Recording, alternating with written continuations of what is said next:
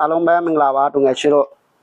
တချို့တူငယ်ချင်းတို့ပြောတယ်အိုးလက်တွေစေးတာကြီးဒီကောင်စေးတော်တော်ပဲနော်ဒီကောင်ကစုကတာလို့ခေါ်ဒီကောင်ကတိန်30လောက်ပဲနော်ငယ်ချင်းတို့စေးတော်တယ်ဒီဖက်ကစေးကြီးတဲ့ကောင်လည်းရှိနေတော့ငယ်ချင်းမှာဒီကောင်အမနော်ငယ်ချင်းတို့အခုံတာအိုပဲဒီကောင်နည်းနည်းလေးလာတယ်မှာဒီကောင်အသက်180နော်ငယ်ချင်းတို့ဒီကောင်ကစေးလဲကြီးတယ်ပြီးတော့အကောင်လဲကြီးကြည့်မတ်တရနဲ့တွေ့တာငယ်ချင်းတို့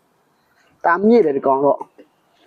ဒီကောင်အမနော်အမပို့တေးတယ်အထီးလဲရှိတယ်နော်ငယ်ချင်းတို့အထီးအကြီးပဲမာအထီးနော်ဒီဖက်အထီး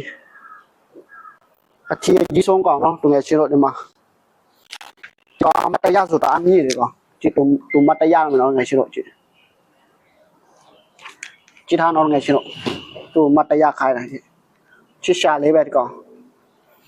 အတက်230ပြည့်နော်ငယ်ချင်းတို့ဒီကောင်ကဘာဖြစ်ဆိုတချို့ငယ်ချင်းတွေမေးတယ်သူမွေးနေဘလို့တည်လဲဆိုသူကမွေးစားရေးရှင်းနော်ငယ်ချင်းတို့ဒီကောင်ကမကောင်ကြီးပဲအိုးသူ့ဖဲလို့ရတယ်ကြည့်ဘလောက်ထိကြီးတွေ့လာငယ်ချင်းတို့သူမျက်လုံးကဒါကြီးရနီလာကြည့်သူ့တွားရိုက်ပြမှာသူ့တွားတော့မတွေ့နော်ငယ်ချင်းတို့တွေ့လားအိုးဒါရှိသူကောင်ဒါကြီးကြည့်အနာမွေးတယ်အိုးချစ်ရှာလေးပဲတားအိုးပြီဒီကောင်ကြည့်အခုံကြည့်ပါလားတားအိုးတယ်ကြည့်မတရားနဲ့နော်ငယ်ချင်းတို့